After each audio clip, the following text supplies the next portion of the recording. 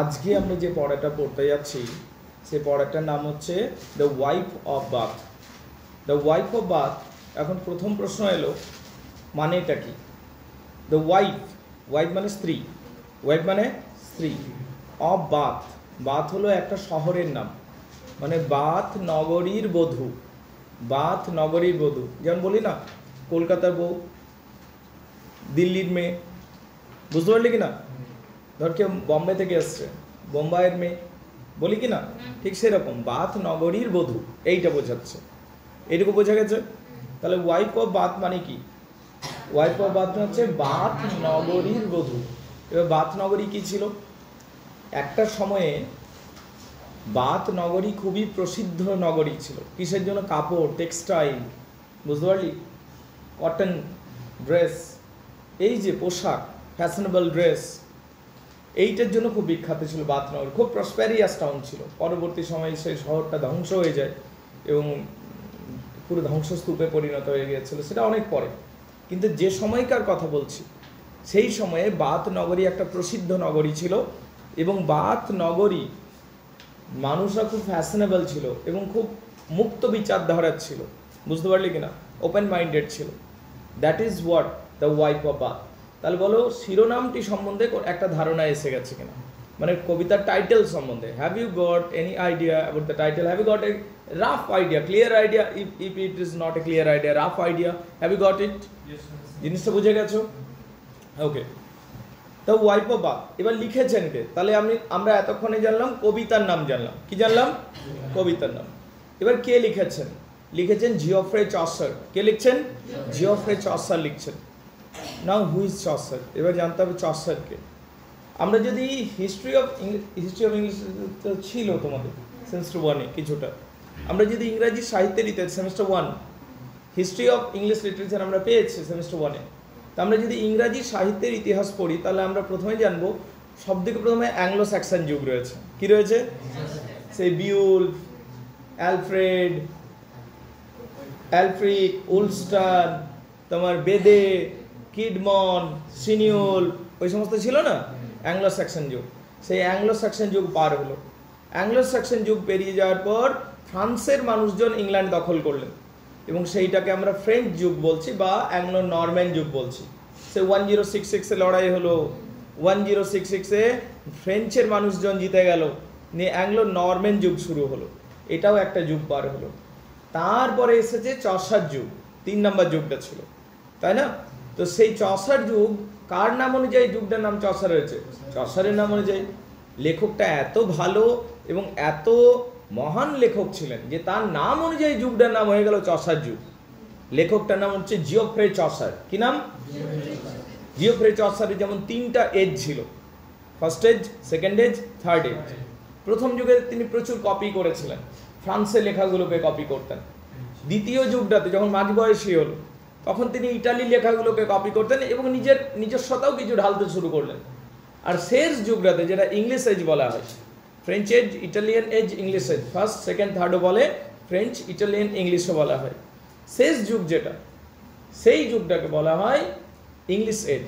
এখানে তিনি তার বেস্ট রাইটিং মাস্টারপিস যেটা, সেটা হচ্ছে দ্য ক্যান্টারবেরি টেলস, সেইটা লিখলেন এবং সেইটা লেখার জন্য তিনি বিখ্যাত হয়ে গেলেন ইংরাজি সাহিত্যের ইতিহাসে। দ্য ক্যান্টারবেরি টেলস লিখেছিলেন। এই যে দ্য ক্যান্টারবেরি টেলস লিখলেন জিওফ্রে চসার, তিনি তো বিখ্যাত হয়ে গেলেন এবং তিনি অন্যান্য লেখকদেরও প্রভাবিত করেছিলেন। চসারকে অনুসরণ করে আমরা জানি স্কটিশ চসারিয়ান্স এসছে, ইংলিশ চসারিয়ান্স এসছে, যেগুলো সেম ওয়ানের বিষয়। তারপরে চসার যুগ শেষ হয়ে গেল। চসার যুগ শেষ হয়ে যাওয়ার পর রেনেসাঁ এলো, নবজাগরণ এলো, নবজাগরণও পেরিয়ে গেল। তারপর এলিজাবেথ এলেন, রানী এলিজাবেথ সিংহাসনে বসলেন এবং উইলিয়াম শেক্সপিয়ার আসলেন, সেই যুগটাও শেষ হয়ে যাবে। তারপর জ্যাকোবিয়ান যুগ আসবে, কিং জেমস ওয়ান সিংহাসনে বসলেন, সেই যুগটাও শেষ হয়ে যাবে, জ্যাকোবিয়ান এজ।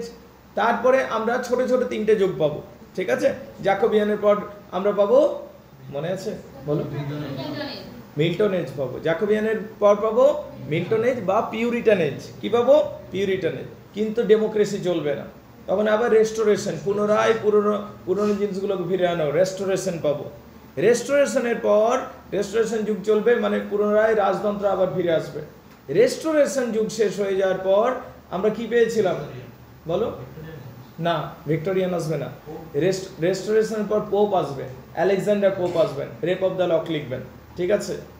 আলেকজান্ডার পোপের যুগটাকে নাম হচ্ছে আগস্টাইন এজ বলা হয় বা আলেকজান্ডার পোপ এজ বলা হয়।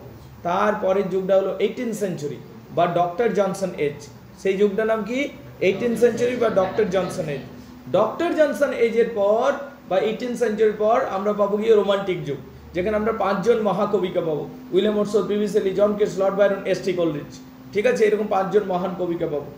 ওই যুগটা পার হয়ে যাওয়ার পর আরও একটি যুগ পাবো ভিক্টোরিয়ান যুগ, যেখানে রানী ভিক্টোরিয়া সিংহাসনে বসবেন, কুইন ভিক্টোরিয়া। তো এইটা হলো ভিক্টোরিয়ান যুগ। তারপরে পাবো আমরা মডার্ন যুগ। মডার্ন যুগ যেখানে দুটো বিশ্বযুদ্ধ হয়ে যাবে, প্রথম বিশ্বযুদ্ধ এবং দ্বিতীয় বিশ্বযুদ্ধ।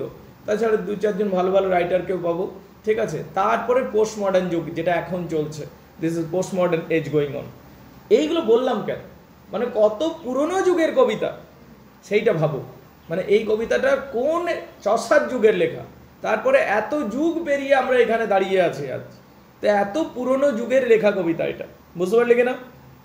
কিন্তু এত পুরনো হলেও যেভাবে মুক্ত চিন্তা ভাবনা দেখতে পাবো এখানে, যেরকমভাবে খোলামেলাভাবে কথা বলা হবে, সেখানে আমাদেরকে ভাবতে হবে এর মধ্যে মডার্নিজমও আছে।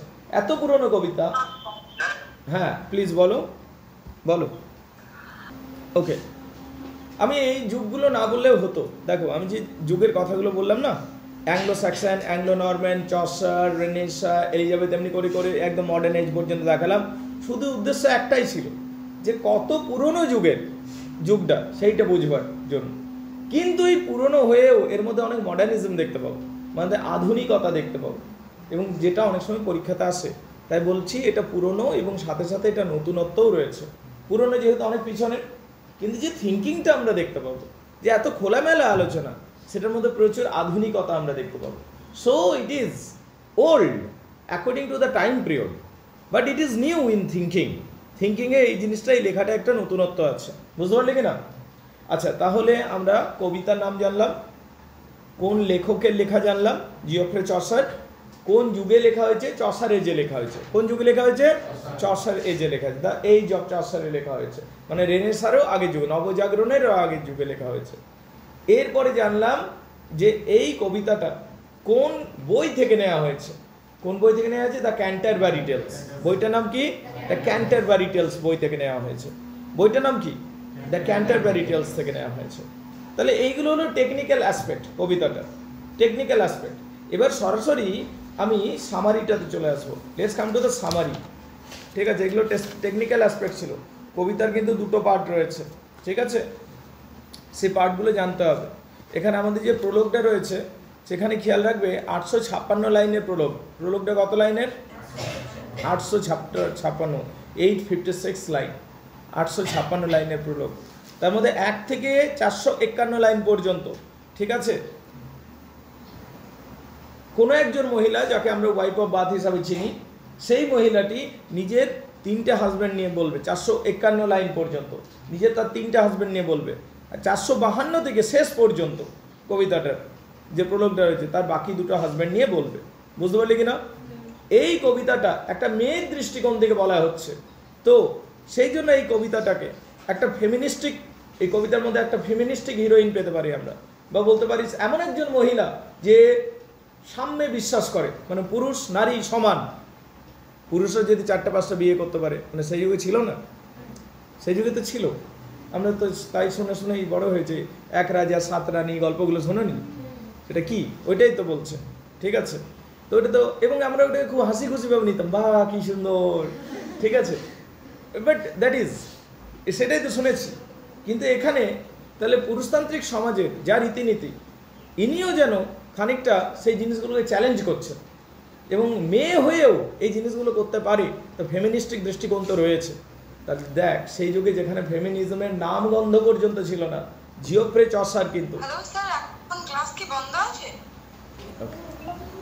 ক্লাস চলছে। You got exit, I think. Okay, join, listen. Now the point is that, okay, point হচ্ছে যে আমরা এই যে কবিতাটা পড়বো, দ্য ওয়াইফ অফ বাথ যে কবিতাটা পড়বো, এর প্রোলগটা একটা খুব গুরুত্বপূর্ণ অংশ। প্রোলগে 856টা লাইন রয়েছে। কটা লাইন রয়েছে? 856 লাইন, 856টা লাইন রয়েছে। এর মধ্যে 451টি লাইন যখন পড়বো আমরা, 1 থেকে 451 নাম্বার লাইন যখন আমরা পড়বো, তখন তার 3টা হাজব্যান্ড সম্বন্ধে বলবে, ঠিক আছে? আর যখন 452 থেকে 856 পর্যন্ত লাইন পড়বো, তখন তার আরও 2টো হাজব্যান্ড সম্বন্ধে, মানে টোটাল 5টা হাজব্যান্ড রয়েছে তার লাইফে, সেই তাদের সম্বন্ধে বলবো। এই wife of Bath is the first feministic heroine, বা ফার্স্ট ফেমিনিস্ট হিরোইন বলতে পারো। ওয়াইফ অফ বাথকে আমরা ফার্স্ট ফেমিনিস্ট হিরোইন বলি। আচ্ছা, ফেমিনিস্টে যখন কথা এলো, ফেমিনিজম কাকে বলে বা ফেমিনিস্ট কাকে বলে আমাকে বলতে পারবো? কারণ সোশ্যাল মিডিয়াতে আমরা অনেক সময় দেখতে পাই ফেমিনিজম কথাটা শুনেছি।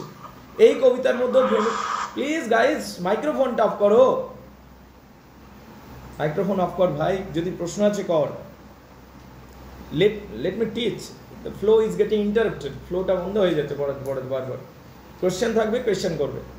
Alright, now the point is that, আবার বলবো, রিপিট করবো, 856 লাইন রয়েছে, 451 লাইন পর্যন্ত তার প্রথম 3টা হাজব্যান্ড নিয়ে, আর পরের যে 852 থেকে 856 পর্যন্ত পরের 2টো হাজব্যান্ড নিয়ে লেখা আছে। তাহলে টোটাল 5টা হাজব্যান্ড রয়েছে তার। এখন প্রশ্নটা আমার যেটা ছিল সেটা হচ্ছে যে একটা ফেমিনিস্টিক হিরোইনকে বা ফেমিনিজম কাকে বলে, কেউ যদি বলতে পারিস। রাজীব বাবু, আপনি বলবেন? হ্যাঁ, নারীবাদ, খুব সুন্দর বাংলাটা বললেন, কিন্তু নারীবাদ কি জিনিস বা নারীবাদী কে? দাঁড়াও, কোনো নারীকেই জিজ্ঞেস করি। Okay, girls, anybody, any of you, what is feminism? Shyamali বলবে ফেমিনিজম কি জিনিস? বল, বয়েজ মাস্ট ডাই, ওটা কি? হ্যাঁ, ফেমিনিজম জানিস তো, অনেক ফেমিনিজম হতে গিয়ে অনেক ফেক ফেমিনিজম চলে এসছে, বা আলট্রা ফেমিনিস্ট, সিউডো ফেমিনিজম চলে এসছে। অ্যাকচুয়াল ফেমিনিজম কিন্তু খারাপ নয়। ফেমিনিজম বলে boys and girls should get equal treatment, should be equal, that's all. Feminism is this basically, মেয়েরা এবং ছেলেরা সমান অধিকার পাবে এবং সমান সাম্য, সমান ইকুয়াল হবে, ব্যাস এইটুকুই তো বলছে। কিন্তু তুই যদি বলিস boys must die, this world belongs to girls only, তাহলে তো তুই গন্ডগোল কথা বলছিস, ঠিক আছে? ওটা ফেমিনিজম নয়, ওটা আলট্রা ফেমিনিজম হয়ে গেল, সিউডো ফেমিনিজম হয়ে গেল, ঠিক আছে? তাই না? তো এখানে ফেমিনিস্টিক হিরোইন আমরা দেখতে পাচ্ছি। আচ্ছা, টেকনিক্যাল অ্যাসপেক্টগুলো মোটামুটি জানা হয়ে গেছে। আরেকটু টেকনিক্যাল অ্যাসপেক্ট আরও 1-2টো আছে, একটু বলে দিই, তাহলে তোদের খুব সুবিধা হয়ে যাবে। And then we can start the summary wise and then line by line also. Alright, full title হচ্ছে দ্য ক্যান্টারবেরি টেলস, ঠিক আছে? অথর হচ্ছে জিওফ্রে চসার, এটা মধ্যযুগে লেখা হয়েছে, ওই চসারের এজে লেখা হয়েছে। ভাষা যদি বলি আমরা, মধ্যযুগের ইংরাজি পাবি তুই, আর আধুনিক ইংরাজি পাবি না, মডার্ন ইংলিশ পাবি না, মধ্যযুগের ইংরাজি পাবি, দেখবি কত আলাদা আলাদা শব্দ দেখতে পাবি তুই, ঠিক আছে? এবং কি এখানে কার পয়েন্ট অফ ভিউ দেখতে পাবো? একজন মহিলার পয়েন্ট অফ ভিউ থেকে কবিতাটা লেখা হচ্ছে, এইটা দেখতে পাবো, ঠিক আছে? কোন টেন্সে? মূলত পাস্ট টেন্সে দেখতে পাবো, ঠিক আছে? এবার এটা ব্যাকগ্রাউন্ডটা জানা দরকার, যে ব্যাকগ্রাউন্ডটা কি হয়েছিল শুনবেন। চসারের ক্যান্টারবেরি টেলসেরই তো অঙ্গ এটা। ক্যান্টারবেরি টেলসে কি ঘটেছে বোঝো। 29 জন পূর্ণার্থী, কতজন? 28 প্লাস 1, মানে লেখক নিজে। তো 29 জন পূর্ণার্থী পূর্ণ অর্জনের জন্য জেরুজালেম যাবে। কোথায় যাবেন? জেরুজালেম। 29 জন পূর্ণার্থী পূর্ণ অর্জনের জন্য দল বেঁধে জেরুজালেম যাচ্ছে। যেমন আগেকার দিনে ভারতবর্ষের মানুষ গয়া, কাশি যেত দল বেঁধে, যেত কি না, পূর্ণ অর্জন করব, তাই না? এখন যেমন এই কিছুদিন আগে উত্তরপ্রদেশের কোথায় গেল রে, মহাকুম্ভ চলে গেল সবাই দলে দলে, ঠিক আছে? ওই রকম ব্যাপারটা। তো খ্রিশ্চান ফেথ অনুযায়ী জেরুজালেম একটা খুবই পবিত্র জায়গা। সেই জেরুজালেম ভিজিট করা একবার দরকার, যেমন মুসলিম পার্সনদের ক্ষেত্রে একবার মক্কা মদিনা যাওয়া অবশ্যই দরকার। ঠিক সেরকম যেমন হিন্দু পার্সনদের জন্য মানসরোবর, কৈলাস, মানসরোবর, বৃন্দাবন জীবনে একবার তো যাওয়া দরকার, তাই না? এই তুই গেছিস? যাসনি? ওকে, কেউ গেছে বৃন্দাবন? ইচ্ছা আছে? বাহ, very good. Okay, that's good. না, দ্য পয়েন্ট ইজ দ্যাট, এখানে পয়েন্ট হচ্ছে যে এখানেও খ্রিশ্চান মানুষরা, খ্রিশ্চানিটি যেহেতু ইংল্যান্ডে গল্প হচ্ছে, তো এখানে খ্রিশ্চান মানুষরা বাথ, এই যেখানে বাথ নগরী থেকে একজন বধূ রয়েছে, একদল খ্রিশ্চান মানুষ, এনারা সবাই জেরুজালেমে যাচ্ছে। এবার জেরুজালেম ঘরের সামনেই নয়, বহু দূরে জেরুজালেম। এবার জেরুজালেম যখন যাচ্ছে, ওদের চলতে চলতে হাঁটতে ক্লান্তি লাগছে। এবং বোরিংও লাগছে। তখন ওরা একটা ইনে দাঁড়াচ্ছে, ইন হচ্ছে সরাইখানা, সেই ইনটার নাম ছিল ট্যাবার্ডিং। কি নাম ছিল? ট্যাবার্ডিং। ওখানে সবাই খাওয়া দাওয়া করছে, বিশ্রাম নিচ্ছে, নিয়ে আবার জার্নি শুরু করছে। কিন্তু ততক্ষণে সবাই বন্ধু হয়ে গেছে, একে অপরের সাথে চেনা জানা হয়ে গেছে, আর কি হাসির একটা মস্কারা হচ্ছে, বুঝতে পারলি কিনা? তখন এরা ঠিক করছে যে এখনো তো অনেকটা যেতে হবে আমাদের, এখনো প্রায় 15 দিন হাঁটা রাস্তা। কেউ ঘোড়ার গাড়ি নয়, ঘোড়া বা গাধা বা খচ্চরে চেপে যাচ্ছে, কেউ হেঁটে হেঁটে যাচ্ছে, ঠিক আছে, বেশিরভাগই ঘোড়া নিয়ে যাচ্ছে। তো এই যে এখনো লাগবে এত দিন, তো এই যে মনোটনি মানে বোরিং ব্যাপারটা, এইটা থেকে বেরিয়ে আসতে হবে আমাদের। নাহলে জার্নি, যেটা লং জার্নি, এটা লঙ্গার মনে হবে, নিয়ে হয়তো কমপ্লিটই হবে না শেষ পর্যন্ত। তাই কি করব? গল্প করে করে যাব আমরা। গল্প কেমন গল্প? তুই ঘরের গল্প কতই বলবি, একদিনেই শেষ হয়ে যাবে। তাই একটা প্ল্যান করি, চল প্রত্যেকজন জার্নি যারা করছি আমরা, প্রত্যেকেই যাবার সময় 2টো করে গল্প বলবো, এবার আসবার সময় 2টো করে গল্প বলবো। যাবার সময় 2টো করে গল্প বলবো প্রত্যেকে, আর আসবার সময় 2টো করে গল্প, মানে এক একটা মানুষ 4টা করে গল্প বলবে। তাহলে কি হবে? এই জার্নিটা কমপ্লিট হয়ে যাবে সহজে এবং উপভোগ্যও হবে একই সাথে। বোঝা গেছে? এবারে এই যে ক্যারেক্টারগুলো রয়েছে, 29 জন ক্যারেক্টার, এরা সবাই প্রত্যেকজন যাবার সময় 2টো করে গল্প বলবে, আসবার সময় 2টো করে গল্প বলছে। এই ক্যারেক্টার যেগুলো রয়েছে, 29 জন ক্যারেক্টার, 28 + 1, 29 জন ক্যারেক্টার রয়েছে। এর মধ্যে কারা রয়েছে? এর মধ্যে নাইট রয়েছে, নাইট মানে যোদ্ধা, ভয়ঙ্কর যোদ্ধা, দারুণ যোদ্ধা ছিল। নাইট রয়েছে, ফ্যাট মঙ্ক রয়েছে, মোটা সোটা একটা সাধু রয়েছে, ওখানে কার্পেন্টার রয়েছে, ঠিক আছে, ওখানে তোমার ওয়েভার রয়েছে, যে তাঁত বোনে, বুঝতে পারলে কিনা? ওখানে তোমার একজন মহিলা রয়েছে, সেই মহিলাটার নাম হচ্ছে ওয়াইফ অফ বাথ, ও বাথ নগরীর বধূ, বুঝতে পারলে কিনা? ওখানে আরো যদি আমরা দেখি, এরকম করে সমাজের বিভিন্ন স্তর থেকে তুলে আনা মানুষজন রয়েছে, পুরো সোসাইটিটা যেন হেঁটে হেঁটে যাচ্ছে, বুঝতে পারলে কিনা? ঘোড়াই করে যাচ্ছে। So this is the background of the poem. বোঝা গেছে? এইবারে যখন এরা জার্নি শুরু করলো, মানে এরা যখন যাচ্ছে, তখন আমরা কি দেখতে পাচ্ছি? যখন এরা যাচ্ছে, ওয়াইফ অফ বাথ বললো আমি তাহলে গল্পটা বলি, ঠিক আছে, খুব ভালো, ওয়াইফ অফ বাথ গল্প বলবে।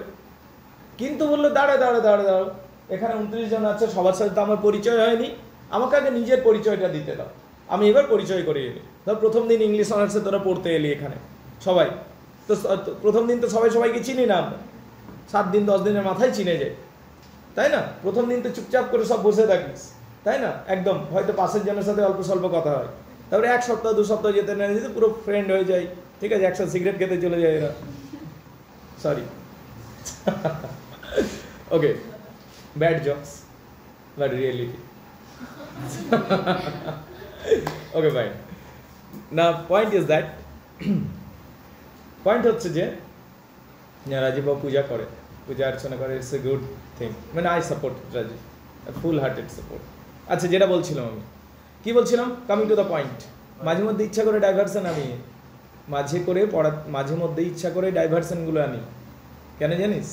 মানে পড়তে পড়তে বোরিং লাগে অনেক সময়, মানে একই জিনিস, সেই জন্য কী হয়, ইটস এ টেকনিক, এটা একটা টেকনিক পড়ানো।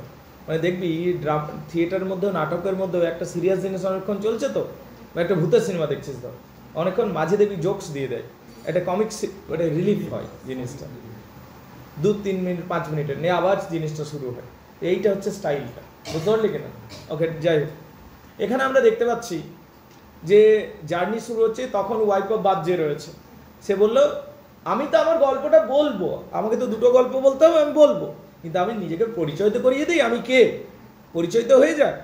তখন ও নিজের সম্বন্ধে বলছে যে আমি হলাম ওয়াইফ অফ বাথ, আমি বাথ নগরী থেকে এসেছি, আমি খুবই ফ্যাশনেবল, আমি ধনী মানুষ, আমার 5টা হাজব্যান্ড ছিল, প্রথমে আমি গরিব ছিলাম, তখন বেছে বেছে আমি ধনী মানুষকে বিয়ে করেছি, বুড়ো লোককে বিয়ে করেছিলাম, তার কারণে আমি জানতাম ও মরে যাবে, তারপর তার টাকাগুলো পেয়ে যাবো আমি, তো এমনি করে নিজের ডিটেলসটা দিচ্ছে, বুঝতে পারলি না? Right, understand? এইটা হচ্ছে ওয়াইফ অফ বাথ। তো নিজের ইন্ট্রোডাকশন দিচ্ছে, এইটাকে বলছে ইন্ট্রোডাকশন, মানে নিজের পরিচয়কে কি বলে ইংরাজিতে? পরিচয় দেওয়াটা কি বলে? ইন্ট্রোডাকশন। আর কি বলে? প্রোলগ। তাহলে ওয়াইফ অফ বাথস প্রোলগ কবিতাটার নাম, ওয়াইফ অফ বাথস প্রোলগ, এইটা রয়েছে আমাদের। মানে ওয়াইফ অফ বাথের নিজের পরিচয় দিচ্ছেন উনি নিজেকে বলছেন যে আমি কে, ঠিক আছে? ওয়াইফ অফ বাথ নিজের প্রলোগটা বলছে, মানে নিজের ইন্ট্রোডাকশনটা দিচ্ছে যে আমি কে তোমরা জানো, তারপরে তো আমি গল্পটা বলবো, আগে আমার পরিচয়টা তো জান। তো ওয়াইফ অফ বাথ কে এবারে আমরা জানবো, বুঝতে পারলি কিনা শ্যামলী রে? ওয়াইফ অফ বাথ কে শোন এবারে। ওয়াইফ অফ বাথ আলোচনার পূর্বে আমাদের এক দু কথা জেনে নেওয়া উচিত ওয়াইফ অফ বাথ সম্বন্ধে। ক্লিয়ার? মানে ওয়াইফ অফ বাথ কে ছিল এইটা আমাদের জেনে নেওয়া উচিত। আন্ডারস্ট্যান্ডেবল? বাথ হলো একটা ইংলিশ টাউন, বাথ হলো একটা নগরী, ঠিক আছে? এবং ওয়াইফ অফ বাথ বলছেন আমি সেই বাথ নগরীর বধূ, ঠিক আছে? যদিও তিনি পেশাগত দিক থেকে একজন দর্জি, উনি বলছেন I M a working woman. তাহলে দেখ, ওয়ার্কিং ওম্যান আজকে যেটা ইন্ডিপেন্ডেন্ট চিৎকার করছে সোশ্যাল মিডিয়াতে, তো সেই যুগে ওয়ার্কিং ওম্যানকে রিপ্রেজেন্ট করা হচ্ছে চসার, মানে একটা ফেমিনিস্টিক হিরোইনেই তুলছে যে আমি কারোর উপর নির্ভরশীল নই, আই এম ডিপেন্ডেন্ট নই, I am independent working woman, right? তো এখানে ইনি বলছেন আমি একজন দর্জি। তবু তার ব্যক্তিগত জীবন কম রঙিন নয়, উনি নিজের ব্যক্তিগত জীবনটা এবার বলতে শুরু করেছেন, যেটা খুব কালারফুল লাইফ। ওইরকম কালারফুল লাইফ তোমাদেরও নয়, তোমরা এই মানে 2025-এ আছো, 2025, but your life will be সিমিং very boring in front of her. তার লাইফের সামনে তোমাদের লাইফগুলো বিরাটই বোরিং লাগবে, ঠিক আছে? তো কেন এত ইন্টারেস্টিং দেখা যাক। তার জীবনটা খুবই রঙিন ছিল। তার জীবনটা রে ওয়াইফ অফ বাথ, তার সে বিবাহিত, হ্যাঁ, এবং অত্যন্ত রোমাঞ্চকর লাইফ লিড করেছেন উনি, মানে খুব রঙিন লোক, খুব শখের মহিলা, বুঝতে পারলে? তিনি জীবনে 5টি বিয়ে করেছেন, মানে একটার পরে একটা, একসাথে 5টা নয়, ঠিক আছে? অত রঙিন নয়, ঠিক আছে? একটার পর একটা বিয়ে হলো, মরে গেল বা মেরে দিল বা কিছু হলো, ঠিক আছে? আরেকটা অমনি করে করে, বুঝতে পারলে কিনা? তিনি জীবনে 5 বার বিবাহ করেছেন। কবার? 5 বার, ওকে। এবং 5 জন স্বামীর সাথে জীবনকে উপভোগ করেছেন। তিনি নিজেকে এমনভাবে উপস্থাপন করছেন যেন যৌনতা এবং আনন্দ পাওয়া হলো জীবনের একমাত্র লক্ষ্য। তার মত অনুযায়ী when enjoying the sex life and physical life is very enjoyable and that is should be the aim of life according to her, এবং enjoying the moment, enjoying the life is very important. তিনি এটা বলতে চাইছেন, খুব important, যে Bible এগুলোর থেকে আমাদেরকে সংযত থাকতে বলেছে, দ্য হোলি বাইবেল। কিন্তু এক্ষেত্রে উনি বাইবেলের সরাসরি বিরোধিতা করেছেন এখানে, এবং বলছেন যদি গড এগুলো আমাদের নাই করতে বলে, if God tells us not to go for sexual pleasure, then why God has given us sexual organs? এই লজিকটা উনি দিচ্ছেন, বুঝতে পারলে কিনা? তো কাউন্টার লজিক করছেন, যে বলছে না বাইবেলে বলা হয়েছে যে প্রত্যেকটা ধর্মে, শুধু বাইবেল কেন, সংযত জীবনযাপনের কথা বলে, ঠিক আছে? Then we should have a lot of self control, we should live a life in a very regular balanced way, ঠিক আছে? তো সেগুলোকেও কাউন্টার করবেন উনি তার নিজের যুক্তি দিয়ে। তো যাই হোক, তার পোশাক আশাক সম্বন্ধে জানি তিনি খুবই সুন্দর ড্রেস পরেন, ঠিক আছে? এবং মোটা সোটা মহিলাটা, ঠিক আছে, একটু হেলদি মহিলা, এবং কি খুব সুন্দর সাজগোজ করে থাকেন। তার সামনের দুটো দাঁত একটু বড়, ঠিক আছে, এবং আমাদের দৃষ্টি আকর্ষণ করে। শোন, সেই যুগে একটা পয়েন্ট ছিল, যাদের সামনের দাঁত একটু বড় হয়, ঠিক আছে, মাঝে একটু গ্যাপ থাকে, তাদেরকে খুব লাকি মনে করা হতো সেই যুগে, বুঝতে পারলে? এবং কি সেই যুগে এইটা ছিল সবদিকে ভালো বিউটি স্ট্যান্ডার্ড। মানে বিউটি স্ট্যান্ডার্ড সময়ের সাথে সাথে চেঞ্জ হয়, বুঝতে পারলে কি না? বিউটি স্ট্যান্ডার্ড সময়ের সাথে সাথে চেঞ্জ হয়, ক্লিয়ার নয়? সেই যুগের বিউটি স্ট্যান্ডার্ড অনুযায়ী এইটা ছিল বেস্ট বিউটি, বুঝতে পারলে? সামনের দাঁত একটু বড় হবে, মাঝে একটা গ্যাপ থাকবে, এবং সে একটু হেলদি হবে, মোটাসোটা হবে, ঠিক আছে? That is the best beauty considered হতো, মানে মিস ইউনিভার্স হলে জিতে যেত, বুঝতে পারলি কিনা? এখনকার বিউটি স্ট্যান্ডার্ড আলাদা আলাদা ভ্যারিয়েট হয়, কান্ট্রি ওয়াইজ আবার চেঞ্জ হয় এখনকার বিউটি স্ট্যান্ডার্ডগুলো, ঠিক আছে? কিন্তু তখনকার এইরকম ছিল। তো যাই হোক, কিন্তু তিনি কানে আবার কম শোনেন, একটা কানে কম শোনে, কারণ আছে, তার একটা হাজবেন্ড চড় মেরেছিল, মানে কানের পর্দা ফেটে গেছিল, সে বিরাট কারণ আছে, সেই গল্পটাও জানবো, কারণ আমাদের পরীক্ষা আসতে পারে, ঠিক আছে? তিনি একটা কানে কম শোনেন, বুঝতে পারলি কিনা? সেই গল্পটা বলবে। তিনি এক আকর্ষণীয় যুক্তিবাদী ভোগবিলাসী চালাক মহিলা, বুঝতে পারলে কিনা? সর্বগুণ সম্পন্ন, কি বলছিস? ঠিক। এবং কি ভোগবিলাসী, মানে এনজয় করতে খুব ভালোবাসে, এবং কি জেরুজালেমে ভ্রমণ করছেন তিনি। কোথায় যাচ্ছেন? জেরুজালেমে। 3 বার এর আগে ইউরোপে একাধিকবার তিনি ঘুরেওছেন। 3 বার জেরুজালেমে এসেছেন। কি ভাবছো তুমি? প্রথমবার নয়, আর সারা ইউরোপও ঘুরে বেরিয়েছেন। দ্য ওয়াইফ অফ বাথ আজকে ভ্রমণে বার হয়েছেন। মূলত পুণ্য অর্জন করাই হলো তার লক্ষ্য। আজকে যে ঘুরতে বার হয়েছেন ওয়াইফ অফ বাথ, কিসের জন্য বার হয়েছেন? পুণ্য অর্জনের জন্য, সঙ্গীতের সাথে। এই ভ্রমণকালীন, শোনো, এই ভ্রমণকালীন অবস্থায় তিনি নিজের জীবনের কথা এবার বলতে শুরু করলেন নিজের সঙ্গীর সাথে। ক্লিয়ার না? ক্লিয়ার নয়? এবার তিনি কি বলছেন দেখ, পুরুষ মহিলা স্বামী স্ত্রীর কেমন সম্পর্ক থাকা উচিত সেই নিয়ে তিনি নিজের মতামত প্রকাশ করেছেন। একটা পুরুষ একটা মহিলার মধ্যে কেমন সম্পর্ক থাকা উচিত, হাজব্যান্ড ওয়াইফের মধ্যে কেমন সম্পর্ক থাকা উচিত, সেই নিয়ে তিনি মতামত প্রকাশ করেছেন। এই নিয়ে যদি জয়ন্তী ম্যাডাম এখন মত প্রকাশ করতে চাই তো ওটা আনরিয়েলিস্টিক হবে। She does not have any experience. ওর তো কোনো এক্সপিরিয়েন্স নেই, সি ইজ আনম্যারিড। তো তাহলে কার কাছ থেকে? যে সুমন্ত প্রকাশ করতে চায়, সুমন্তরও কেউ গুরুত্ব দেবে না, because he does not have experience, right? কিন্তু ওয়াইফ অফ বাথের 5টা হাজব্যান্ড ছিল, ম্যারেজটাকেও দেখেছে, বুঝেছে, এবং সেই জন্য আলটিমেটলি ও কনক্লুশনে পৌঁছে যে ম্যারেজে কী কী করা উচিত আর কী কী করা উচিত নয়। বুঝতে পারলি কিনা? Everybody gets it clear? ঠিক। তিনি বিবাহিত জীবন এবং বিবাহ নিয়ে নিজস্ব চিন্তাধারা সকলের সামনে রাখছেন। তিনি দ্বিধাহীনভাবে, কোনো রাগঢাক না করে বাবু, একদম পরিষ্কারভাবে নিজের মতামত প্রকাশ করছেন। এবং তিনি লাল রঙের পোশাক পরে এসছেন, যা প্রথাগতভাবে যৌনতার প্রতীক। Red colour traditionally indicates what? Sexuality. Traditionally indicates. বুঝতে পারলি? এমনকি তিনি বাইবেলের বিভিন্ন বিষয় নিয়ে হাসি ঠাট্টা করেছেন। বাইবেলে যেমন সে আত্মসংযমের কথা বলেছে, বাইবেলে যেমন বলেছে we should not involve in much sexuality, we should not endorse this kind of thing, ওইগুলো নিয়ে অনেক হাসি ঠাট্টা করবেন ইনি কবিতার মধ্যে। ইনি বলবেন তাহলে কি কি কথা বলেছে দেখ, সেলফ কন্ট্রারি, তাহলে গড এই অর্গানসগুলো দিয়েছে কেন? ঠিক আছে, এই নিয়ে হাসি ঠাট্টা হবে।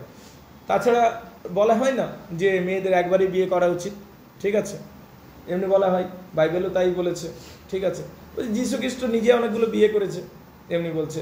আর যাকে ফলো করি আমরা, ঠিক আছে, যেমন তিনি বলছেন কি, যীশু খ্রিস্টের একবার বিবাহ করাকে, সরি, যীশু খ্রিস্ট, এটা আমি ভুল বললাম, যীশু খ্রিস্ট অনেকগুলো বিয়ে হয়নি, যীশু খ্রিস্ট একবারই বিয়ে হয়েছে, ঠিক আছে। যীশু খ্রিস্টের একবার বিবাহ করাকে তিনি দৃষ্টান্ত হিসেবে মানতে রাজি নন। যীশু খ্রিস্ট একবার বিয়ে করার মানে ব্যাপারটাকে সামনে রেখেছে না, যে যীশু খ্রিস্ট যারা খ্রিস্টান ধার্মিক মানুষ হয়, এই জায়গাটা একটু সংশোধন করে বলতে হবে। যারা ধার্মিক মানুষ হয়, খ্রিস্টান মানুষ, তারা যীশু খ্রিস্টকে সামনে রাখেন, লর্ড জেসাসকে সামনে রাখেন এবং বলেন জিসাস খ্রাইস্ট এইটাই বলেছেন যে একবার বিবাহ করাটাই উচিত, এইটা। কিন্তু এই এক্সাম্পলটাও উনি মেনে নিতে রাজি নন। কেন রাজি নন? যীশু খ্রিস্টের এক্সাম্পলটাকে উনি মেনে নিতে রাজি নন, কারণ উনি 5 বার বিয়ে করেছেন। তো উনি ফ্ল খুঁজে বেড়াচ্ছেন, কিছু যুক্তি খুঁজে বেড়াচ্ছেন। তখন তিনি বলছেন যে খ্রিস্টান কিংডমের মধ্যে এইরকম অনেক রাজা রয়েছে যাদের খ্রিস্টান ধর্মে অনেক উঁচু জায়গায় রাখা হয়েছে, কিন্তু তারা একাধিক বিয়ে করেছে। তারা কি করেছে? একাধিক বিয়ে করেছে।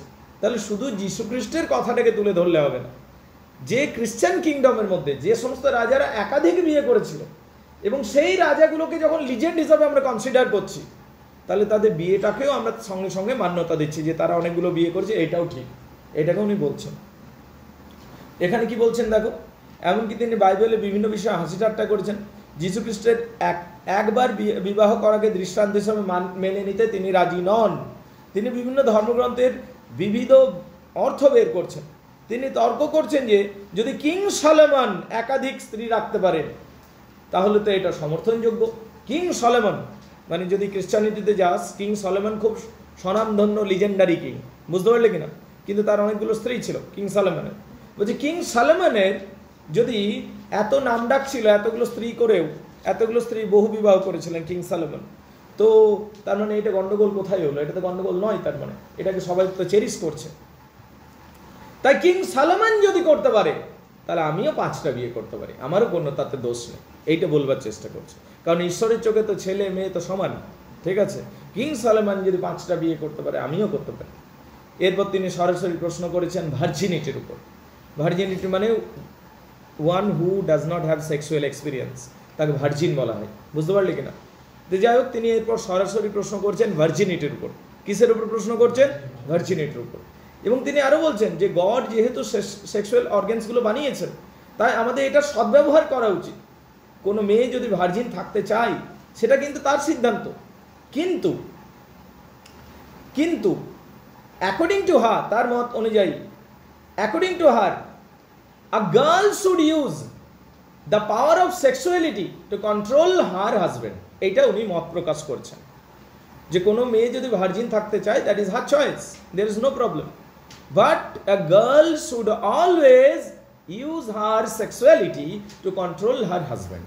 এইটা উনি পরিষ্কারভাবে মত প্রকাশ করছেন। বুঝতে পারলি কিনা?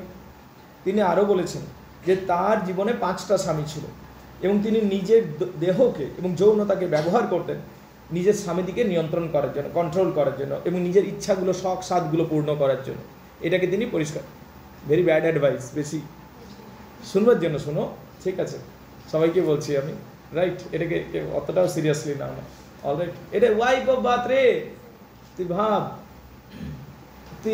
তুই এটাকে ফেলিওর বলবি না সাকসেসফুল, তোর দৃষ্টিকোণ থেকে নির্ভর করছে। কারণ এতগুলো হাজব্যান্ড পর 5 নম্বরে দাঁড়িয়েছে, এখনও 6 নম্বর খোঁজ চলছে, ঠিক আছে? So I don't know, it is up to your view point. তো যাই হোক, পড়বার জন্য পড়ো, হ্যাঁ? ভিউ পয়েন্টগুলো চেঞ্জ করে নাও না, আরও বিরাট এই ঝামেলার জিনিস। ওকে, তিনি কি বলছেন? তিনি বলছেন যে girls should use and ladies should use their body and their sexuality to control their husband and to fulfil own wishes. নিজেদের ইচ্ছাগুলোকে পূর্ণ করার জন্য এইগুলো ব্যবহার করা উচিত। তিনি আরও বলছেন, ওয়াইফ অফ আর্থ আরও বলছেন, যখন তার কোনো স্বামী তার ইচ্ছা পূরণ করতো না, সে কিছু জিদ করেছে, বাইনা করেছে, যখন তার কোনো স্বামী কোনো ইচ্ছা পূরণ করতো না, সে, এই মহিলাটা তার হাজব্যান্ডকে না বলতো, অ্যান্ড ডিনাইড সেক্সুয়ালিটি। বুঝতে পারলে? Until and unless she gets a necklace, until and unless she gets gold jewellery, until and unless her demand is fulfilled, she would not share the sexuality. এইটা বলছে, ঠিক আছে? তিনি আরও বলছেন যে প্রথম 3 জন স্বামী ভালো ছিল। তিনি আরও বলছে, একটা বিয়ে করেছি, বলছে প্রথম হাজব্যান্ডকে আমি ইচ্ছা করে বুড়ো হাজব্যান্ডকে বিয়ে করেছিলাম, মানে এজেড হাজব্যান্ডকে, কারণ আমার বয়স কম ছিল। তা আমি জানি যে আমার ইউথ এখনও বহু দেরি, কিন্তু আমি যাকে বিয়ে করেছি ও 82 বছর বয়স, 82, ঠিক আছে? তো লোকটা কিন্তু বিরাট টাকা পয়সা, পার্সোনাল হেলিকপ্টার আছে, সুইমিং পুল আছে, ইউরোপ ভিজিট করে, ঠিক আছে? মানে এইরকম হাই লোক। তা আমি ইচ্ছা করে তাকে বিয়ে করলাম। উদ্দেশ্য কি? টাকা পয়সা। উদ্দেশ্য হচ্ছে টাকা পয়সা, যে লোকটা বেশি দিন বাঁচবে তো না, তারপর আমারই টাকা পয়সা হয়ে যাবে। তার জন্য আমি প্রথম হাজব্যান্ডকে ইচ্ছা করে একটা বৃদ্ধ রিচ পার্সনকে বিয়ে করেছিলাম। আন্ডারস্ট্যান্ডেবল? ফার্স্ট, কিছুদিন পর প্রথম হাজব্যান্ড মারা গেল, ঠিক আছে? এবার তারপর আরেকটাকে আমি বিয়ে করলাম, ঠিক করলাম। দ্বিতীয় যে হাজব্যান্ড ছিল সেও এরকম বুড়ো লোক ছিল, ধনী লোক ছিল, ঠিক আছে? দেন আই বিকাম রিচার, আমি আরও ধনী ব্যক্তি হয়ে গেলাম, ঠিক আছে? ওকে, কিছুদিন পর সেই হাজব্যান্ডটাও মারা গেল। তবে এদিকে এই যে হাজব্যান্ডগুলো ছিল তাদেরকে আমি পুরো এক্সপ্লয়েট করতাম, এই দিতে হবে, সেই দিতে হবে, ঠিক আছে? ওদিকে পুরো মানে নিজের মতো কন্ট্রোল করতাম, এইদিক সেদিক, ওদিকে যেদিকে নিয়ে যেতে বলতাম, যেমন ডিগবাজি দিতে বলতাম ওর ডিগবাজি দিত, মানে পুরো হাতে পুরো নাচাতাম। বুঝতে পারলি? এরকম ছিল। তারপর ও মরে গেল কিছুদিন পর। তারপর আরেকটা হাজব্যান্ডকে আমি বিয়ে করলাম, আরেকটা লোককে। ও রিচ লোক ছিল এবং ধনী ছিল এবং ও বুড়ো লোক ছিল। কমন প্যাটার্নে গেছি আমি, আগে রিচ হব আমি, তো তারপর আমি রিচ হয়ে গেলাম। তারপরে 3 নম্বর যে হাজব্যান্ড ছিল সেও ভালো ছিল, হ্যাঁ, কিন্তু এরা 3 জনেই ধনী ছিল আর বৃদ্ধ ছিল এবং ওয়াইফ অফ বাথের কথা শুনতো এবং ওয়াইফ অফ বাথ তাদেরকে ম্যানিপুলেট করতো। বস্তুত ওয়াইফ অফ বাথ নিজের স্বামীদের খুব সহজেই নিয়ন্ত্রণ করতে পারতেন এবং and she use her sexuality to control them. মূলত তিনি উপহার এবং দামি ধন সম্পত্তির জন্যই, উপহার, দামি ধন সম্পত্তি, নেকলেস, গয়না, সমস্ত কিছু এইগুলোর জন্যই তিনি কি করতেন?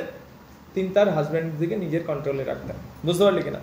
এবং এক অদ্ভুত জীবন দর্শনের কথা বলছেন। এবং যখন ওয়াইফ অফ বাথের এই সমস্ত কথাগুলো আমরা জানতে পারছি, শুনছি, আমাদের মনেই হচ্ছে যে মানে what kind of thinking is this? আমাদের এমনি মনে হবে যে এটা কী ধরনের thinking, right? But it's a unique way of thinking. এটা একটা অদ্ভুত ধরনের থিঙ্কিং, যেটা হয়তো কেউ কেউ কোনো মেয়ে হয়তো মেবি সাপোর্ট করলেও করতে পারে, অন্তত ওয়াইফ অফ বাদ তো করছে, রাইট? তিনি বলছেন পুরুষ মানুষ, দেখো তিনি বলছেন পুরুষ মানুষ যতটা ঠকায় বা ব্যভিচার করে, বুঝতে পারলে, বলছে মেল পার্সনসরা যতটা ঠকায় মেয়েদের, ঠিক আছে, মানে পুরুষ মানুষ মেল পার্সনসরা মেয়েদিকে যতটা ঠকায় বা বাইরে গিয়ে প্রস্টিটিউট ভিজিট করলো, ব্রাদালে ভিজিট করলো, বলছে মেয়েদের তাদের দ্বিগুণ করা উচিত। Girls should do the same thing and it should be double, ঠিক আছে? Girls should not be less in any position in any place. It should be equal, rather girls should get more power, ladies should get more power. Eita tar point of view. Tar point of view, you may agree, you may disagree, that doesn't matter, but this is her point of view. বুঝতে পারলে কিনা? Check. তিনি আরো বলছেন যে মহিলারা মিথ্যা, দেখো তিনি আরো বলছেন, দেখো মহিলারা মিথ্যা অভিযোগের মাধ্যমে, বলছে মহিলাদের উচিত পুরুষের নামে মিথ্যা অভিযোগ করা, ঠিক আছে, যাতে সে আর কিছু ভাবতেই না পারে, ঠিক আছে, ওইগুলো নিয়ে পড়ে থাকবে এবং তোমার কন্ট্রোল করতে সুবিধা হবে। তো বলছে গার্লস শুড কি রে, তিনি আরও বলছেন যে মহিলাদের, তিনি আরও বলছেন শোন, যে মহিলারা যেন মিথ্যা অভিযোগের মাধ্যমে পুরুষদের নিয়ন্ত্রণ করতে পারে। তুই ফলস মিথ্যা অভিযোগ দে, শুধু তুই ঝামেলা কর, ঠিক আছে, তাহলে কি হবে, ও বাইরে আর কিছু করতেই পারবে না, তুই মাথাটাই তো ঘেয়ে দিচ্ছিস, তাই না? তো এইগুলো করা উচিত, এইটা বলছে। আমি বলছি না, আমার দিকে তাকিয়ে কোনো লাভ নেই, boys must be feeling very worrying about this, but it is not me, it is wife of Bath is saying and I am just reading it, বুঝতে পারলে? ঠিক।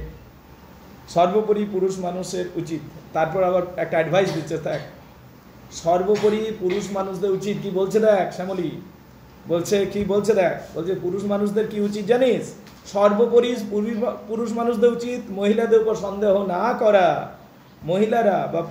মহিলারা যেখানে যেতে চায় বা স্ত্রীরা যেখানে যেতে চায় মেয়েদের চলে যাওয়া উচিত, পুরুষদের শুধু কাজে মন দেওয়া উচিত।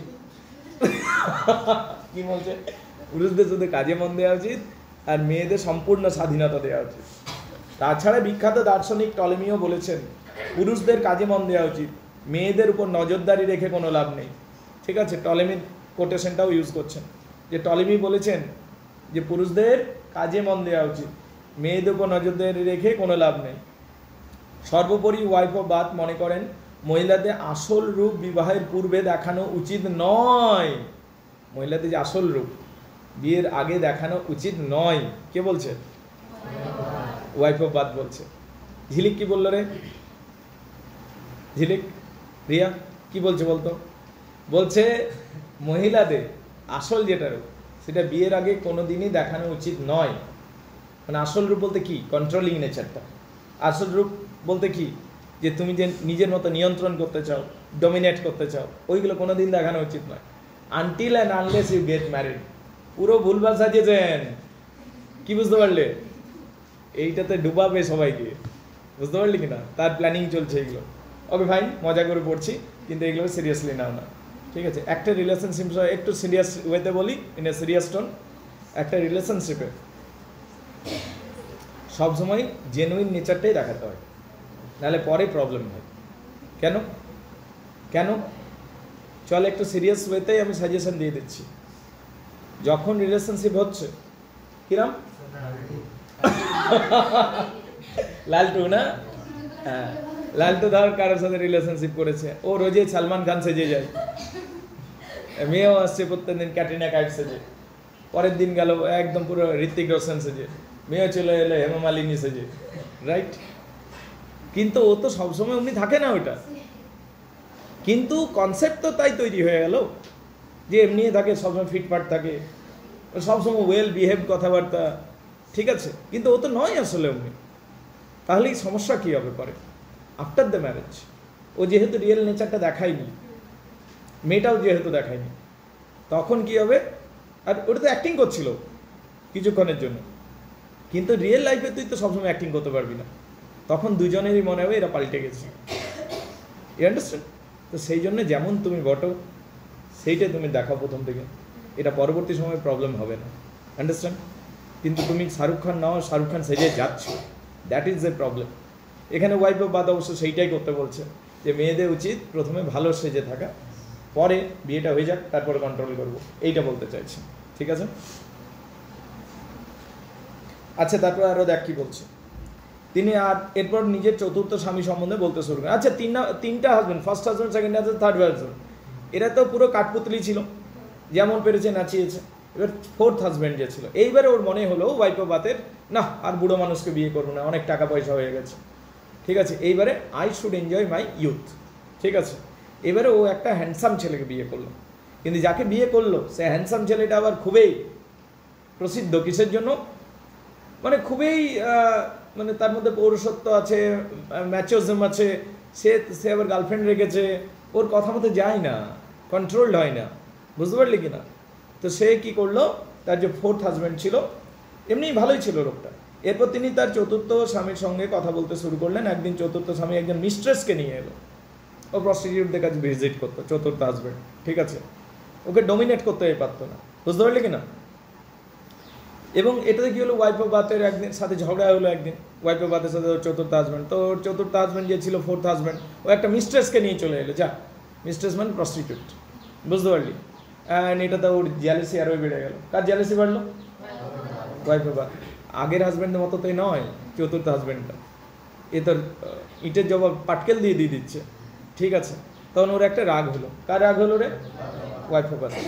ও ভাবলো যে আমিও প্রতিশোধ নেবো, দাঁড়া তুই এমনি করলি তো, আমিও বদলা নেব। তো ওরা একদিন জেরুজালেমে গেল পুণ্য অর্জনের জন্য, ও চতুর্থ হাজব্যান্ডের সাথে। তো যখন জেরুজালেমে যাচ্ছে, খচ্চরে চেপে যাচ্ছে, মাল বহন করতে হচ্ছে। তো ওর চতুর্থ হাজব্যান্ড আগে যাচ্ছে, খচ্চরগুলো যাচ্ছে, তারপর এই ওয়াইফ অফ বাত যাচ্ছে খচ্চরে চেপে। আর একটা ছেলে মাল বহন করে যাচ্ছিল, মানে জিনিসগুলো কাঁধে নিয়ে যাচ্ছিল, হ্যান্ডসাম ছিল, কম বয়সী ছিল ছেলেটা। ঠিক আছে, এ ফ্লার্ট করতে শুরু করলো ওয়াইফ অফ বাত। কার সাথে? ওই ছেলেটার সাথে যে মালপত্র বহন করছে, একটা স্টুডেন্ট ছিল, মানে কম বয়সে কলেজ স্টুডেন্ট ছিল, তোর সাথে গরিব ছিল, তোর সাথে ফ্লার্ট করতে শুরু করছে। আর ওর হাজব্যান্ড আগে আর এই পিছনে ফ্লার্ট করে যাচ্ছে চতুর্থ হাজব্যান্ড আগে। তারপর বলছে কিছুদিন পর সেই ছেলের সাথে সে সম্পর্ক করতে শুরু করলো, এবং তিনি বললেন সেই ছেলেটাকে, আমার হাজব্যান্ড বেঁচে আছে রে, ও যদি মরে যেত তাহলে আমি তোকেই বিয়ে করতাম। কাকে বলছে? ছেলেটাকে বলছে। ঠিক আছে, এবং সত্যিই কিছুদিন পর হঠাৎ করে মরে গেল ওর হাজব্যান্ড। ঠিক আছে, কি করে মরে গেল, এটাই তো ডাউট, তাই না? মরে গেল কি করে হঠাৎ করে, তাই না? সব হাজব্যান্ডগুলো একদম সিস্টেমেটিক্যালি প্ল্যানিং ওয়াইজ মরে যাচ্ছে, রাইট? Okay fine. তো চতুর্থ হাজব্যান্ড মারা গেল, তখন তিনি প্রচুর কান্নাকাটির নাটক করলেন। ঠিক আছে, প্রচুর হাওমাও করে কাঁদলেন, কিন্তু আসলে তার কাঁদবার দরকার ছিল না, কিন্তু লোককে জানাতে হবে, নাহলে অল্প খারাপ বলবে। ঠিক আছে, তো সেই জন্য কান্নাকাটি করলেন, কিন্তু তার আসলে কিন্তু কান্নার কিছুই ছিল না, তার কারণ তার অলরেডি পঞ্চম হাজব্যান্ড লাইন দিয়ে দাঁড়িয়ে আছে। ঠিক আছে, and then after some days, কয়েকদিন কান্নাকাটির ভেলকি করার পর, ঠিক আছে, ভেলকিই বলবো তো, ঠিক ভেলকি বলবো, তারপর ও পঞ্চম হাজব্যান্ডকে বিয়ে করে নিল। ঠিক, এবার পঞ্চম হাজব্যান্ড, শোন, মহিলা তো বয়স হয়ে গেছে 40, আর ছেলেটার বয়স বেচারা 20। ঠিক আছে, এই যে ডিফারেন্স হিউজ। মহিলাটা 40 চলছে আর ছেলেটা 20। এবার ছেলেটা যখন বিয়ে করলো, মহিলাটার টেনশন হতে লাগলো। কেন? দেখি কে বলতে পারে? ও একটা স্বপ্ন দেখলো, বলবি স্বপ্নটা কেন ও দেখেছে? ও একটা স্বপ্ন দেখলো যে ও রক্তের পুলের মধ্যে শুয়ে আছে মহিলাটা, এবং চারিদিকে সোনা পড়ে আছে। কেন এমনি স্বপ্ন দেখছিল? হ্যাঁ, ওই যেটা করছিল ইয়ং বয়সে, ওয়াইফ অফ বাথ ইয়ং বয়সে ওইটাই তো করছিল।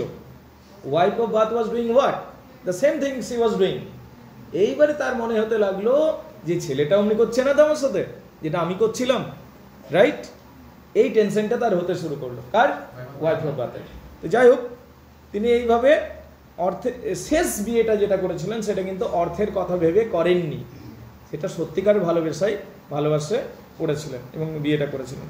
তার পঞ্চম স্বামীর নাম ছিল জ্যানকেইন। প্রথম এই যে 5 নম্বর হাজব্যান্ডটা ছিল, কি নাম ছিল রে? জ্যানকেইন। তিনি একটা দরিদ্র ছাত্র ছিলেন, খুব পোর স্টুডেন্ট ছিল। মাঝে মধ্যেই, এবার বিয়ে তো হয়ে গেল, একসাথে থাকতে শুরু করলো, মাঝে মধ্যে তাদের মধ্যে ঝগড়া বিবাদ হতো। জ্যানকেইন ইচ্ছা করে, শোন এবার জ্যানকেইন ছেলেটা কেমন, বিরাট ছেলে, প্রত্যেক দিন একটা করে গল্প শোনাতো জানকেন ছেলেটা। একটা বই নিয়ে এসছে, মোটা মতো একটা বই নিয়ে এসছে, এবং সেই বইটাতে প্রত্যেক দিন গল্প শোনাতো। বইটাতে কি ছিল জানিস? বইটার নাম stories of unfaithful women of the world. বুঝতে পারলি? মানে পৃথিবীর সবদিকে অসৎ, পৃথিবীর সবদিকে দুষ্ট মহিলাদের গল্প। প্রশ্ন হচ্ছে ওকেই শোনাতো কেন বল? মহিলাটাকে শোনাতো কেন বল? যেন মহিলাটাকে বলছে you are the leader of them, মানে তুমিও তো তাদের মধ্যে একটা, যেন এইটা ইনডাইরেক্টলি বলতো জানকে। তো প্রত্যেক দিন একটা করে গল্প শোনাতো, বুঝতে পারলি কিনা? লোভী মহিলাদের কথা শোনাতো। বইটি তিনি ওয়াইফ অফ বাথকে শোনাতেন, আর যেন ব্যঙ্গ করতেন ওয়াইফ অফ বাথকে, বুঝতে পারলি কিনা? ওয়াইফ অফ বাথের এতে একদিন প্রচণ্ড রাগ হলো, এবং কি করলো? শেষে রেগে গিয়ে ওয়াইফ অফ বাথ বইটির 3টি পাতা ছিঁড়ে দিলেন। বইটা 3টা পাতা ছিঁড়ে দিল। এবার বইটাও অনেক দাম দিয়ে নিয়ে এসেছিল, খুব দুর্লভ বই ছিল, ও খুব রাগ হলো। তখন জানকেন কি করলো? তাকে কানের কাছে একটা চাপ্পড় লাগালো। কাকে? Wife of Bath. তখন থেকে বেচারা শুনতে পায় না একটা কানে। আমি প্রথমে বলেছিলাম না ওয়াইফ অফ বাথ শুনতে পায় না, তো সেই যে পাতা ছেঁড়ার জন্য, বুঝতে পারলি? তো জানকেন তার কানে চাপ্পড় লাগালো, কানের পর্দা ফেটে গেছিল। নিয়ে ওয়াইফ অফ বাথ মরো হয়ে যাওয়ার ভান করতে লাগলো, যেন আমি মরে যাচ্ছি করতে লাগলো। লাস্ট টাইম বললো I am going to die Jankin, give me a kiss. Jankin এসছে কিস দেওয়ার জন্য, তখন তার নাকে একটা ঘুষি লাগালো ওয়াইফ অফ বাথ, বুঝতে পারলি কিনা? এবার জানকেন সজোরে ওয়াইফ অফ বাথের কানে আঘাত করেছিল, তাতে ওয়াইফ অফ বাথ তার কানের ক্ষমতা হারান। ঠিক তখন থেকে তিনি কিছু শুনতে পারেন না। এরপর আমরা দেখতে পাই এই যে জানকেন যখন তার সামনে আসছে ওয়াইফ অফ বাথের অ্যাক্টিং দেখে, তখন ওয়াইফ অফ বাথ তাকে ঘুষি লাগাচ্ছে। শেষ পর্যন্ত ওদের ঝামেলা মিটছে, সেটেল হচ্ছে ঝামেলাটা। কিন্তু জানকেনের সামান্য যে প্রপার্টি ছিল একটু আধটু গরিব ছেলেটা, সেইটা পর্যন্ত ওয়াইফ অফ বাথ নিয়ে নিচ্ছে। বুঝতে পারলি না? ওর পয়েন্ট অফ ভিউ ছিল যে আমি শুধুই আমি মার খাবো কেন, নিয়েই নিই এর কাছে। তো এই হচ্ছে wife of Bath. So this is what. তাহলে এই সমস্ত বলার পর বললো, gentleman and ladies, this is me wife of Bath. ঠিক আছে, তাহলে তোমরা এতক্ষণ ধরে আমার সম্বন্ধে জানলে আমি হলাম ওয়াইফ অফ বাথ। তাহলে ওয়াইফ অফ বাথ সম্বন্ধে ইন্ট্রোডাকশনটা বুঝতে পারলি কিনা? Right, this is a long preamble of a tale. তখন ফ্রিয়ার বলে একটা লোক ছিল ওই দলটার মধ্যে। ও বলল তোমার ইন্ট্রোডাকশনটা তো বিরাট, ঠিক আছে, তোমার পরিচয়টা তো দারুণ, তো তোমার পরিচয়টা এত বড়, তোমার গল্পটা কত বড় হবে? তুমি তো এতক্ষণ ধরে পরিচয় দিলে, এটা গল্পটা নয় ওর, এটা কি নিজের পরিচয়টা। বলছে তাহলে তোমার গল্পটা কত বড় হবে? হে, তুমি তো শুধু পরিচয়টাই তোমার এত বড়। তখন ওকে নিয়ে একটু ব্যঙ্গ করতে বললো। ফ্রিয়ার এরকম হাসি ঠাট্টা করছিল, ঠিক আছে। তখন কি হলো, ওয়াইফ অফ বাথ তখন আরও যে অন্যান্য লোকেরা ছিল তার বললো চুপ কর, ওকে গল্পটা এবার শুরু করতে দে। নিয়ে ওয়াইফ অফ বাথ বললো ঠিক আছে, আমি তাহলে এবার আমার গল্পটা শুরু করছি। তাহলে এতটা যেটা আমরা পেলাম, এটা ওয়াইফ অফ বাথের ইন্ট্রোডাকশন পেলাম। এইটা ওয়াইফ অফ বাথের গল্পটা নয়, এটা নিজের ব্যক্তিগত জীবনটা ওয়াইফ অফ বাথের। বলো বুঝতে পারলে কিনা? এইবারে ওয়াইফ অফ বাথ গল্পটা বলতে শুরু করলো। বলো বুঝতে পারলে?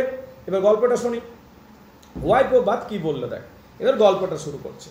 বলছে অনেকদিন আগে একটা রাজা ছিল, মহারাজা ছিল। মহারাজার নাম হচ্ছে কিং আর্থার। কি নাম ছিল? King Arthur. কিং আর্থারের রাজসভাতে সব ভালো ভালো নাইটসরা, যারা খুব দক্ষ, খুব বীর এবং মেয়েদের সম্মান করে এবং দেশের জন্য প্রাণ দিতে প্রস্তুত এবং মহারাজের জন্য জীবন দিতে প্রস্তুত, জ্ঞানী গুণী মানুষ, তারা গোল টেবিলে বসবার সুযোগ পেত। রাউন্ড টেবিল একটা ছিল, এবং এরা ছিল যোদ্ধা। এদিকে নাইট বলা হতো। কি বলা হতো? নাইটদের ভ্যালিউজ, মূল্যবোধ যেগুলো ছিল সেগুলোকে সবাই সম্মান করত, নাইটদের মূল্যবোধগুলোকে, এবং নাইটরা সমাজে সম্মানিত হতো। কিন্তু কিং আর্থারের একজন নাইট একদিন একটা মহিলার সাথে দুষ্কর্ম করে বসলো। একটা মহিলার সাথে, মানে a knight raped a woman, a lady. বুঝতে পারলি কিনা? যখন এইরকম একটা কর্মকাণ্ড করে বসলো, সেই মহিলা চলে এলো কিং আর্থারের কাছে এবং গিয়ে পর বললো, মহারাজ আমার সাথে দুষ্কর্ম করা হয়েছে, এবং সেই পাপী হলো আপনার মহারাজ আপনার রাজদরবারের একজন নাইট, আপনি ওকে শাস্তি দিন। মহারাজা কিং আর্থার এইটা যখন শুনলেন রেগে আগুন হয়ে গেলেন। মহারাজা কিং আর্থার বললেন ওই নাইটকে যে তোমাকে এখনই আমি মৃত্যুদণ্ড দেব। এখনই আমি মৃত্যুদণ্ড দেব। অলরাইট, নাইটটা তো হয়ে গেল যে আমি মৃত্যুদণ্ড পাবো, কিন্তু মহারাজা নির্দেশ, কারণ মহিলা যখন বলেছে দোষও মোটামুটি প্রমাণিত হয়ে গেছে, তখন নাইটকে এবার মেরে ফেলতে যাচ্ছে, তখন রানী কুইন গেনিভিয়ার চলে এলেন, মহারাজা রানীটা বলে দাঁড়া, এ যা অপরাধ করেছে একে এত সহজে মৃত্যুদণ্ড দিলে হবে না, একে রিয়েলাইজ করতে দাও যে মেয়েরা কি চাই। তখন রানীটা এই নাইটটাকে বলছে, আমি তোমাকে একটা সুযোগ দিচ্ছি, তুমি চাইলে বাঁচতে পারো, তুমি যাও, তোমার আজ থেকে একটা জার্নি শুরু হলো, তুমি যাও খুঁজে এনো যে মেয়েরা কি চাই, হোয়াট অ্যাকচুয়ালি গার্লস ওয়ান্ট, বুঝতে পারলে, লেডিজ ওয়ান্ট, মেয়েরা কি চাই, এই প্রশ্নের যদি উত্তর আনতে পারো তাহলে তোমাকে ক্ষমা করে দেবো। তখন নাইটটা তার জার্নিটা শুরু করলো, বুঝতে পারলে ব্যাপারটা, নাইটটা তার জার্নিটা শুরু করেছে। এবারে সমস্ত এমন উত্তর হতে হবে যেন সমস্ত মেয়েরা এগ্রি করে যায় যে মেয়েরা কোন জিনিসটা সব থেকে বেশি চাই, ঠিক আছে, কোন জিনিসটা চাই সেটা নিয়ে এবার ওর জার্নি শুরু হলো। ও বিভিন্ন মেয়েকে গিয়ে জিজ্ঞেস করছে মেয়েরা কি চায় সব থেকে বেশি। কেউ বললো ভালো গয়না, কেউ বললো ভালো ড্রেস, কেউ বললো না ঘুরতে চাই, কেউ বললো না স্বাধীনতা চাই, কেউ বললো না ভালোবাসা চাই, কেউ বললো না খাবার দাবার চাই, কেউ বললো না বন্ধু চাই, এমনি করে করে সবাই বলছে। তো সবার কাছে আলাদা আলাদা অ্যান্সার পেয়ে গেছে, লোকটা তো মাথা খারাপ যে মেয়েরা আসলে কি চাই, what do the girls actually want, ও তো মাথা ঘুরছে পুরো। ও ঘোরাঘুরি করে ক্লান্ত হয়ে কোথাও খুঁজে পাচ্ছে না উত্তরটা।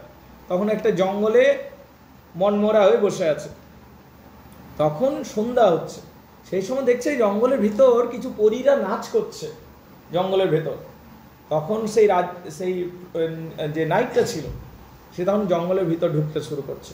তখন জঙ্গলের ভিতর ঢুকে গেছে, তখন পরীরা কোথায় অদৃশ্য হয়ে গেল, সেইখানে আর পরী নেই, ওখানে একটা ডাইনি বুড়ি বসে আছে, একটা ভয়ঙ্কর ডাইনি বুড়ি, যাকে দেখলেই তোমার গা শিউরে উঠবে, বুঝতে পারলি, হ্যাঁ না, পুরো 3000 বছরের একটা বুড়ি বেঁচে আছে পুরো, ঠিক আছে, থুর করছে পুরো, ঠিক আছে, বলছে আয় আয়, ঠিক আছে। তো গেল, বলছে তুই যে প্রশ্নের উত্তরটা খুঁজছিস আমি জানি, আমাকে নিয়ে চল, আমি তোর হয়ে উত্তর দিয়ে দেব, কিন্তু আমি কি পাবো?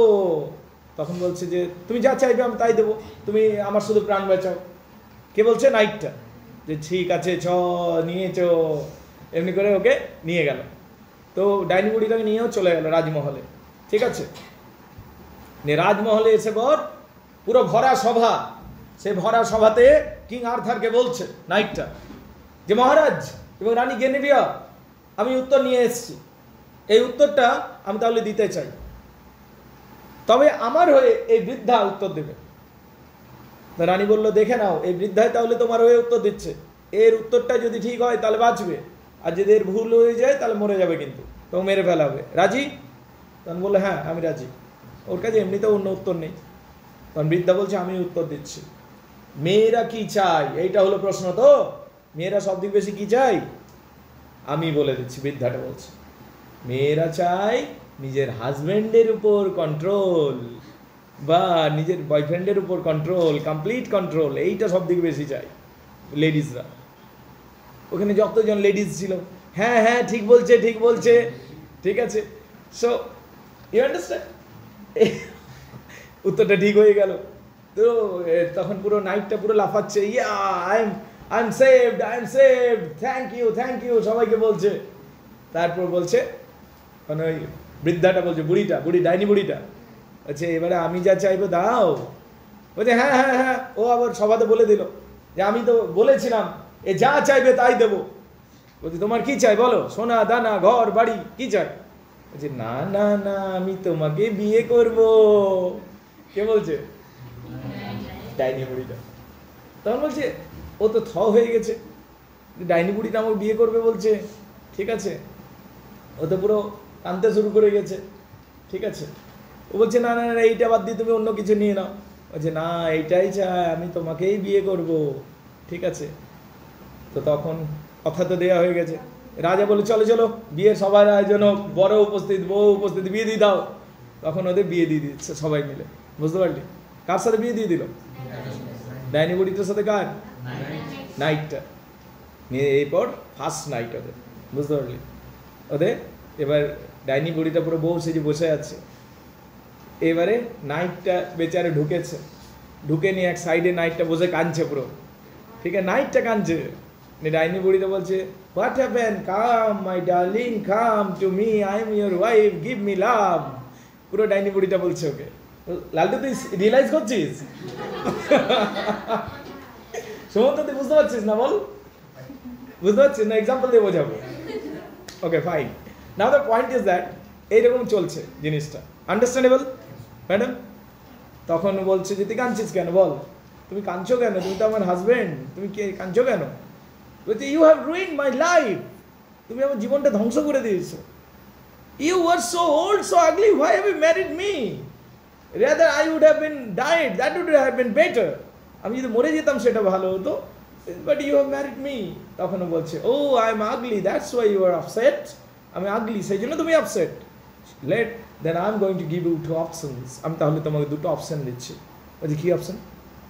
প্রথম অপশন, আমি আগলি থাকবো কিন্তু লয়েল হয়ে থাকবো তোমার প্রতি, কারণ আমি একজন সত্যিই একজন আমি একজন ম্যাজিক্যাল ক্রিয়েচার। তোমাকে দুটো অপশন দিচ্ছি, কোনটা চাই বলবে? আমি আগলি থাকবো কিন্তু লয়েল হয়ে থাকবো তোমার প্রতি সব সময়, এইটা? নাকি 2 নাম্বার, আমি খুবই সুন্দরী হয়ে যাবো, ক্যাটরিনা কাইফ পুরো, but I will be disloyal to you. তুমি যেই মাত্র বাড়ি থেকে বার হবে আমার ডিসলয়েলটি শুরু হয়ে যাবে। ঠিক আছে, কোনটা চাই বলো তোমার?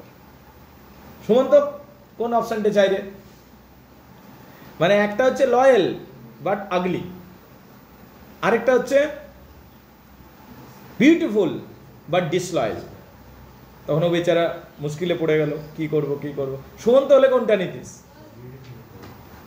হ্যাঁ বলো, তুমি কোনটা নিতে? রিয়া লয়েলটা নিতে। Okay fine, good girl. Okay, তো এ কি বললো তখন? এ কি বললো দেখ, এ বলছে আমি যেহেতু তুমি আমার ওয়াইফ, তা আমি আমার কন্ট্রোলটা তোমার হাতেই দিলাম, তুমি আমার জন্য বেছে দাও যে কোনটা বেটার হবে। তখন বললো যখন তুমি নিজের কন্ট্রোলটা আমার হাতে দিয়ে দিয়েছো, তখন আমি দুটো অপশনেরই বেস্ট অ্যান্ড দ্য বেস্টগুলো পিক আপ করে নিচ্ছি, বুঝতে পারলে? তাহলে এদিক থেকে লয়ালিটিটা নিলাম আর এদিক থেকে বিউটিটা নিলাম। কিন্তু তুমি যে অপরাধ করেছো একটা মেয়ের সাথে, সেই শাস্তি তো তোমাকে ভোগতেই হবে। ও দুষ্কর্ম করেছিল না? That's why you have to be physical with me in this shape and you will understand what is rape. বুঝতে পারলে কি না? তোমাকে আমাকে এই অবস্থাতে ফিজিক্যাল হতে হবে আজকে, and then in the morning you will find me as a beautiful and loyal lady. তারপর তাদের ফার্স্ট নাইট ওইভাবে কাটছে। they are having a very they are having love and sex and all these things. ওই আগলিটার সাথে, আগলি ওই উইচটার সাথে, ডাইনিটার সাথে, ডাইনি বুড়িটার সাথে। দেন সকালবেলাতে যখন ঘুম থেকে উঠছে, দেখছে তার পাশে একটা সুন্দরী লেডি আছে। So this is the story. এটা হলো গল্পটা কমপ্লিট, বুঝতে পারলে? তো এইটা হলো আমাদের ওয়াইফ অফ বাথ কবিতাটা। কারোর যদি কিছু অসুবিধা আছে এইবারে আমাকে প্রশ্ন করতে পারো, বাট রাফলি এইটার ভরেও তুমি যদি আর কিছু নাও পড়ো, পরীক্ষাতে চলে যাও এইটার ভরেও মোটামুটি তুমি অর্ধেক উত্তর করেই দিয়ে আসতে পারবে 100%, শুধু এই লেকচারটার ভরে। কিন্তু এটা বলছি না আমি, সার্টেনলি আমাদের এখন ঝেড়ে করতে হবে, লাইন বাই লাইন করতে হবে, প্রশ্নোত্তর রেডি করতে হবে, যাতে একটা সিঙ্গেল কোয়েশ্চেনও মিস না হয়। কিন্তু যেটা বললাম আমি, এটা অনেকটাই তোর কাজ করে যাবে, বুঝতে পারলি কিনা? এটুকু দেখে নে কার কি অসুবিধা আছে, এবার আমাকে বল।